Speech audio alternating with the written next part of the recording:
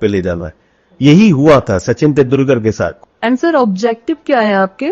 पहुंचने वाले 4 से 5 लाख बच्चे रह पाते हैं। 2017-2018 का डेटा मैं बता रहा हूँ। सुना है कि आप एजुकेशन में कई वर्षों से काम कर रहे हैं एंड मैंने ये भी सुना है कि आपको दिल्ली सरकार ने कई सारे प्रोजेक्ट दे रखे हैं। जी, it is the only big reason कि हमारी कंट्री में एक बड़े लेवल पे, बड़े स्तर पे करप्शन है।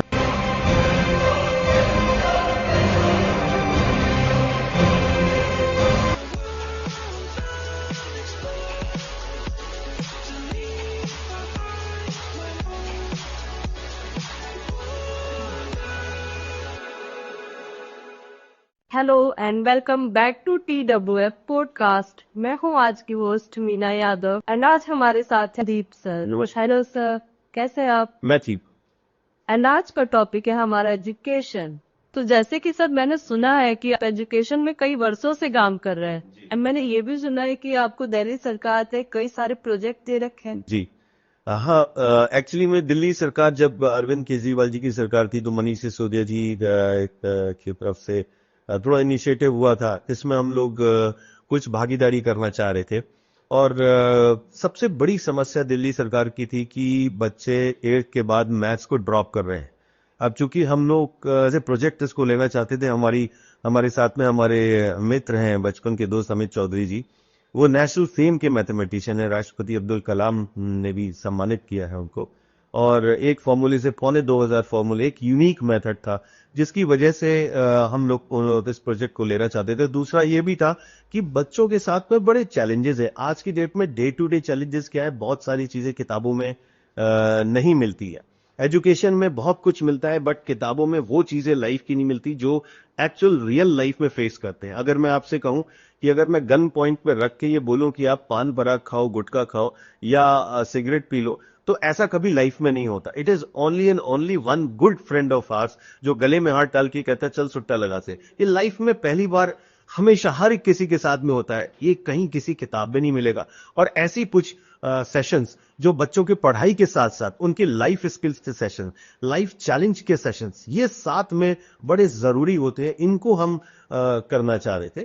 तो वहीं से हमको एक नए इनिशिएटिव भी मिला कि आगे भी हम कुछ करें इसके लिए। जी तो जैसे सब मैंने सुना है आपके बारे में कि आप पहले मीडिया, NDTV, इंडियन एक्सप्रेस, सुपचार प्लस जैसे चैनलों में काम किया है आपने। तो एजुकेशन में कैसे?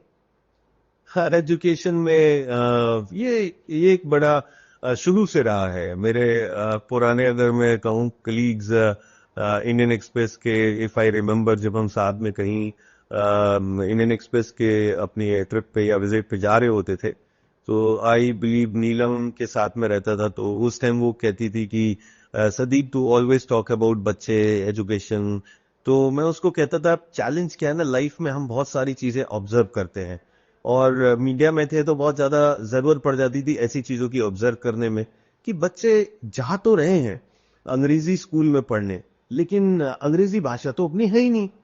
अब चैलेंज ये आता है बच्चे, अब बल्कि मैं पेरेंट्स को ये बात कहना चाहूंगा, उन सारे पेरेंट्स को संबोधित करना चाहूंगा इस पॉडकास्ट के माध्यम से कि हमारे 90% नॉर्थ इंडिया में, स्पेशली नॉर्थ इंडिया पोर्ट कर रहा, नॉर्थ इंडिया में बच्चे जो स्कूलों में, इंग्लिश मीडियम स्कूलों में, CBSE ICSE बोर्ड में पढ़ने जाते हैं, उनके साथ में सबसे बड़ी चैलेंज क्या है, बच्चे रट के पास कर रहे हैं। रीजन बीइंग, उनको फोनिक ड्रिल से ये समझाया जाता है जब वो छोटे होते हैं, यानी KG और फर्स्ट में आने वाले बच्चे को ये समझा दिया जाता है कि how to read a language. से फॉर एग्जाम्पल AND अगर पढ़ना है तो तीनों AND मिला के लिखे हुए हैं तो उसको एंड पढ़ना है। तो उसकी जो उसकी साउंड कैसे निकालनी है उन वर्ड्स को ध्यान में देते हुए, तो वो बच्चे they speak out right that sound particularly. तो बच्चे is only speaking out sound while reading the language, they don't understand language. So जब when they start reading the language, they start cramming the language, वो उस language को रटना शुरू कर देते हैं। तो रट के वो फिर वो कॉपी पेस्ट पे आ जाते हैं। जस्ट लाइक हनुमान चालीसा, हमारे बच्चे जो है बड़ी तेजी से हनुमान चालीसा पढ़ लेते हैं बिकॉज वो एक भाषा है। वो जैसे संस्कृत भाषा में हम संस्कृत को बार बार पढ़ने से हम रट लेते हैं, संस्कृत को समझना बहुत मुश्किल है। तो मुश्किल मतलब नामुमकिन नहीं है, होगा, इम्पॉसिबल नहीं है। बट बच्चों के साथ में क्या चैलेंज आता है, बच्चे जो भाषा उनकी नहीं है उस भाषा को they start reading through phonic drill, और from the phonic drill pattern वो बच्चे क्रैमिंग शुरू कर देते, कॉपी पेस्ट, ऐसे ही फर्स्ट से सेकंड, सेकंड से थर्ड, थर्ड से फोर्थ, फोर्थ से फिफ्थ। वो बच्चे उन भाषा को उस तरीके से रट के पास होने लगते हैं, और जब वो रट के पास होते हैं तो चालू बन जाता है।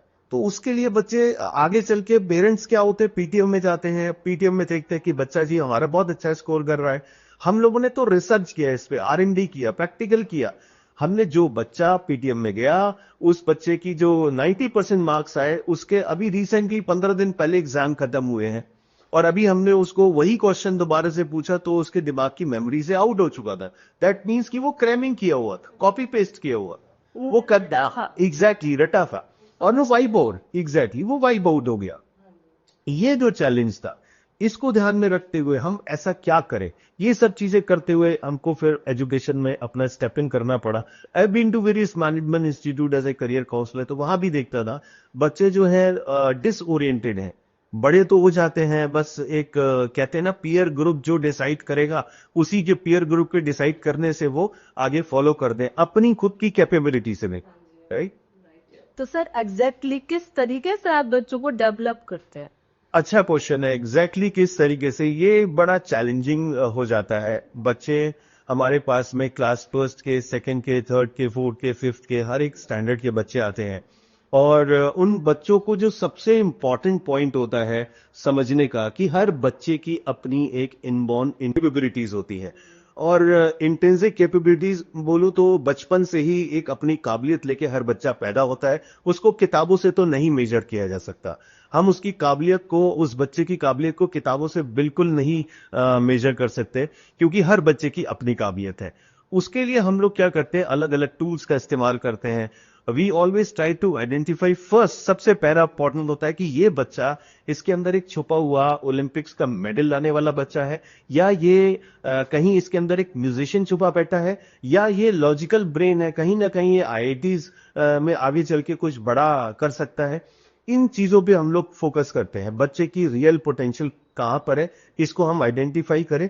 दूसरा पार्ट आता है उसकी education, current ongoing education, be it first class, be it second class, be it third class, तो उसको कैसे बैलेंस करें। उसको बैलेंस करने के लिए जो चैलेंज अभी हमने डिस्कस किया, कि वो क्रैमिंग करके पास हो रहे, तो उनके प्रोसेस को, उनके माइंड को English to English thought process में हम लोग चेंज करें।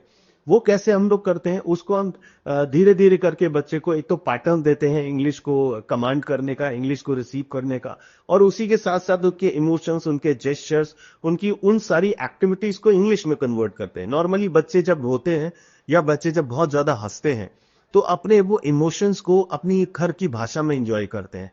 बहुत कम आपने देखा होगा बच्चे हंसते हुए इंग्लिश बोल रहे हैं, या बहुत रोते हुए कंप्लेंट कर रहे हैं तो वो इंग्लिश में कर रहे हैं, right. So when we talk with emotions in English language becomes taste of the tongue.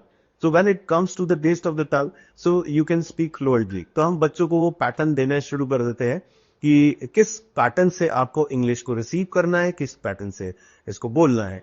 उसके लिए हम लोग कुछ पैटर्न उनको देते हैं लिसनिंग का, और कुछ पैटर्न देते हैं स्पोकन का।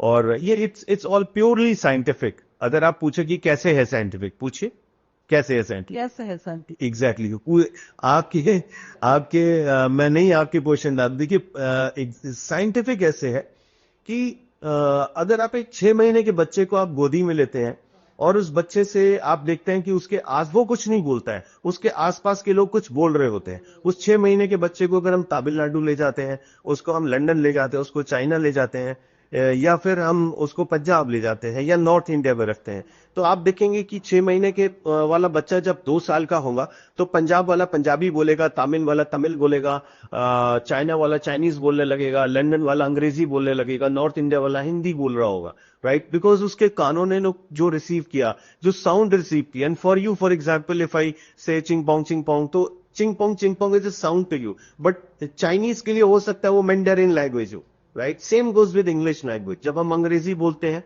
तो कुछ बच्चों के लिए वो becomes a sound, that's it, और they practice that sound continuously. उसको रीडिंग करने में दे प्रैक्टिस दैट साउंड, और वही साउंड कॉपी पेस्ट कर देते हैं, exactly. So this is how it happens. तो उन बच्चों को हम लोग लिसनिंग के पैटर्न पे, ओरेशन के पैटर्न से, इलोक्यूशन के माध्यम से, एक्सटेम्परी देकर, मिरर एक्सरसाइज करा के उनकी उन फीलिंग को ठीक करते हैं। दूसरा पार्ट आता है कैसे आप हम डेवलप करते हैं। दूसरा पार्ट आता है उन बच्चों को हम लोग वोकैबुलरी इनहेंसमेंट करते हैं, उसको इमोशनल वोकैबुलरी के साथ। से फॉर एग्जांपल अगर हमने एब्सटेन एक वर्ड है, एब्सटेन मींस स्टे अवे, दूर रहो, बच के रहो, तो दैट मींस कि हमें किसी पर्टिकुलर चीज से दूर रहना है या बच के रहना है। ये बच्चों को बताने के लिए हमें उनको इमोशंस डालने पड़ते हैं, उनको बोलना पड़ता है बेटा एक सिचुएशन अपने माइंड में क्रिएट करो।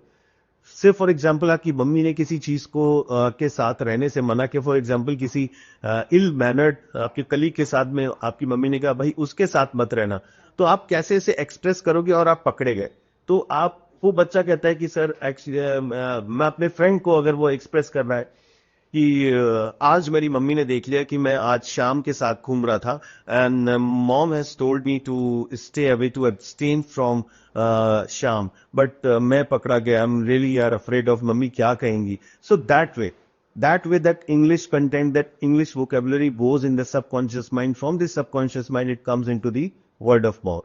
This is the scientific pattern we use.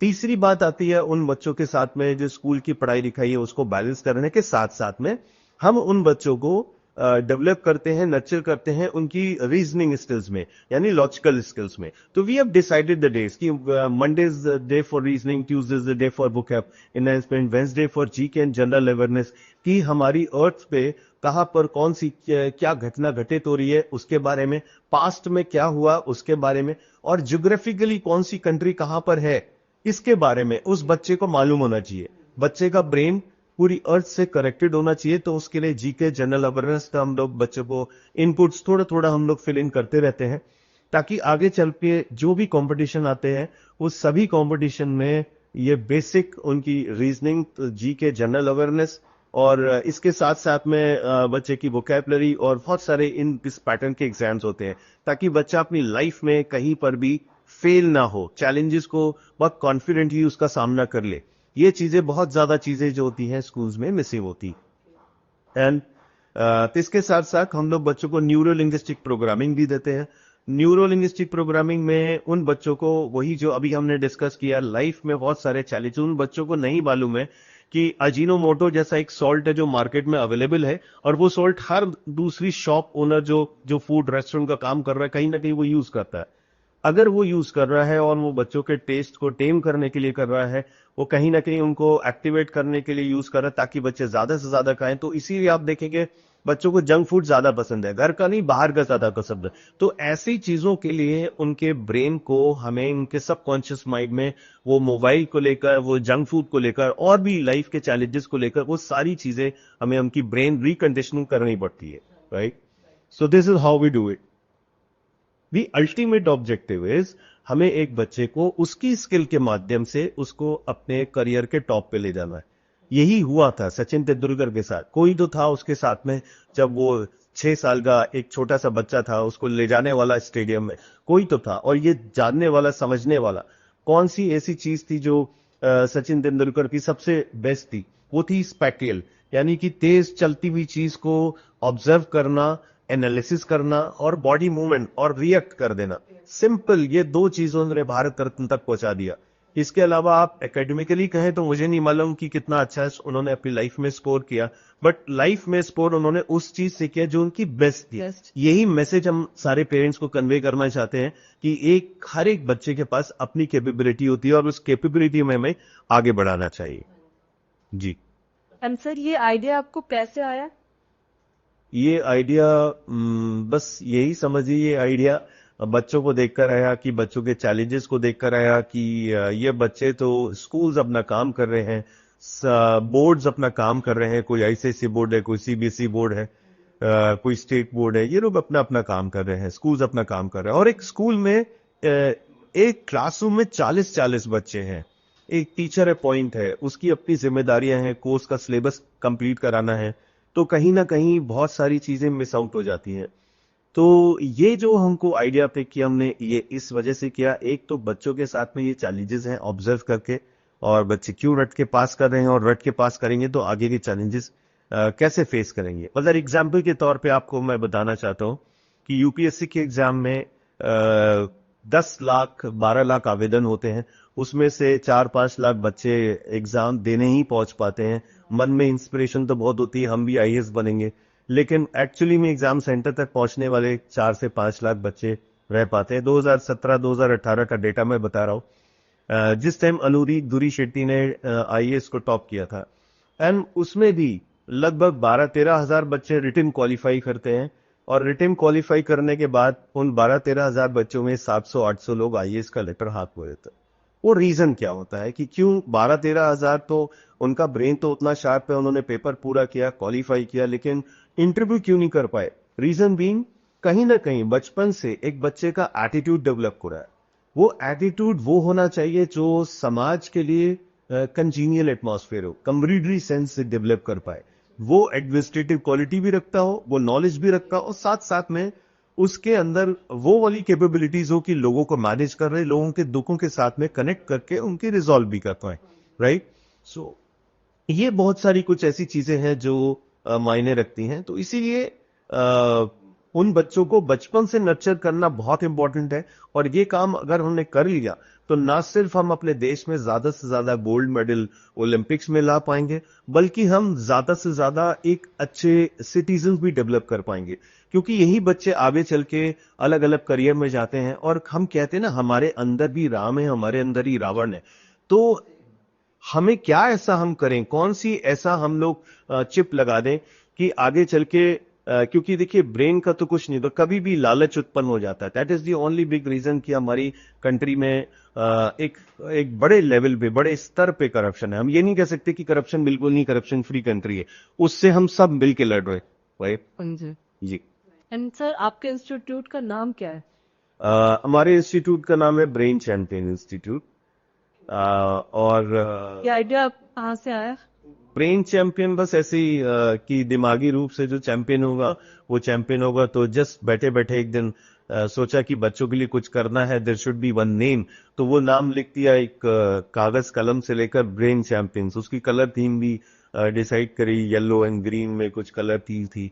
तो बड़े पैशनेटली, बड़ा दिल से, बड़े मतलब मोहब्बत से कहते हैं ना, कि उसको सोचा कि क्या क्या होना चाहिए, क्या ग्रेडिएट होने चाहिए। बच्चा आएगा, स्कूल की पढ़ाई भी करानी है, लर्निंग भी करानी है, उसके माइंड को कन्वर्ट भी करना है English to English thought process में, प्लस उसके साथ में उसकी स्किल्स को डेवलप करना है, कम्युनिकेशन को एनहेंस करना है। यही नहीं, हम लोग ड्रामेटिक आर्ट्स में भी एक्सपोजर देते हैं बच्चों को, सो डेट कि हमारा बच्चा एक 10th क्लास का, सिंपल एक 10th क्लास का क्लब आदि की क्लास 1 से लेके 10th तक ही हम लोग बच्चों को ग्रूम करते हैं। It's an institute, not an school, it is just an institute, right?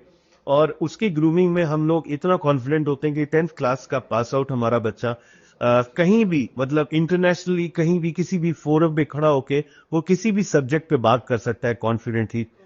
ही और she can face thousands of people at one given time.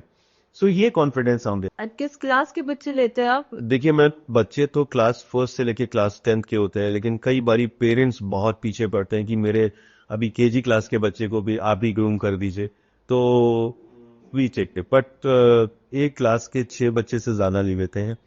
एक क्लास के, पर्टिकुलर क्लास के 6 बच्चों को ही फोकस करते हैं। उनमें एक मेंटर होता है, एक लर्नर होता है, ताकि बच्चे की ग्रूमिंग प्रॉपर हो पाए, राइट? एंड सर, ऑब्जेक्टिव क्या है आपके?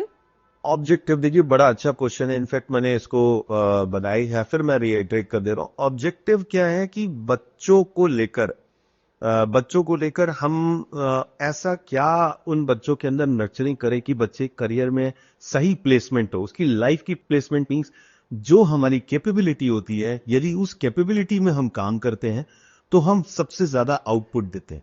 B it sports, be it engineering, be it food in restaurant, be it anything.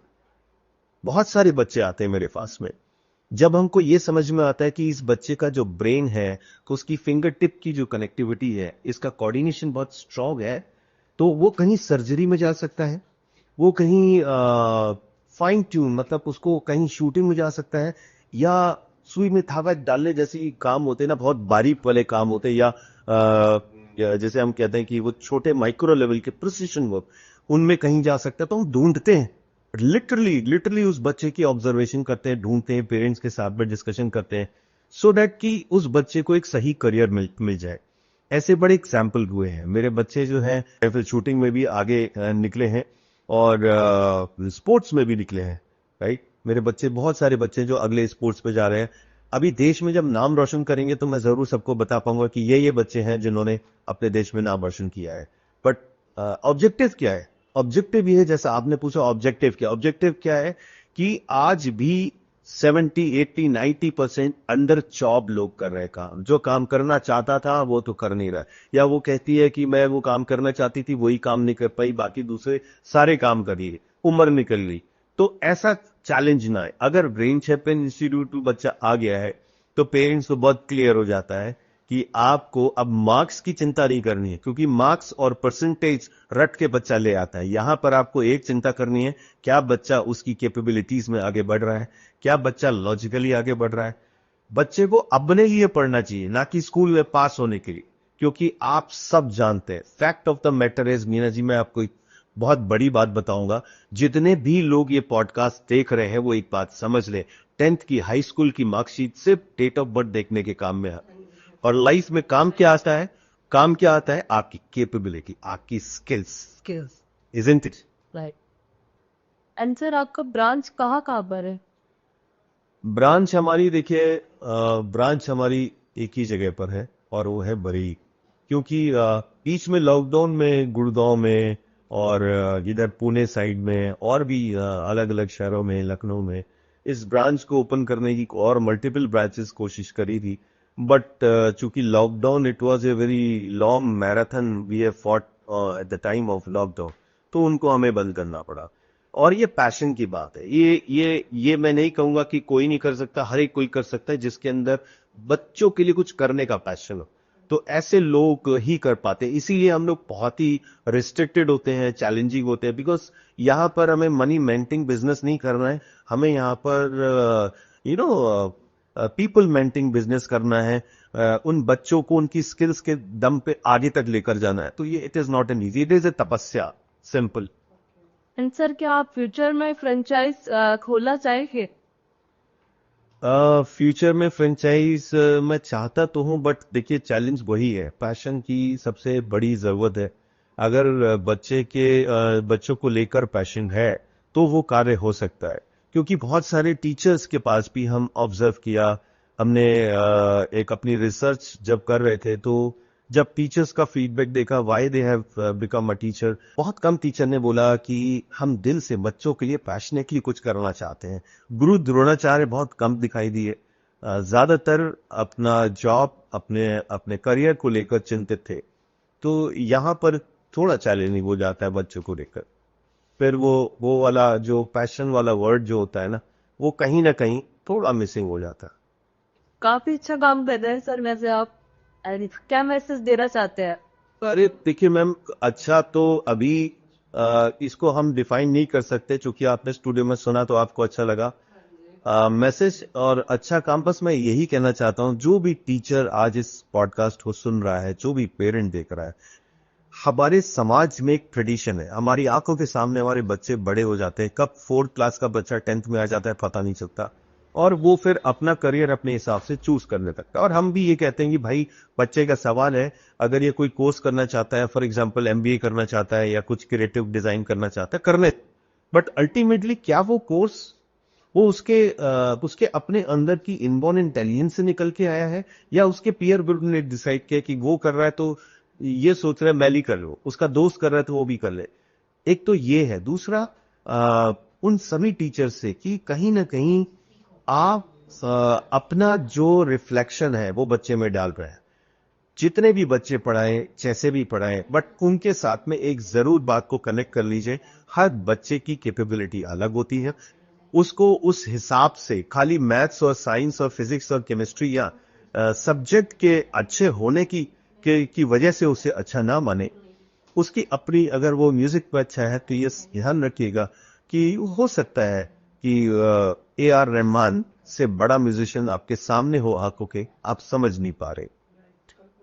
Jain.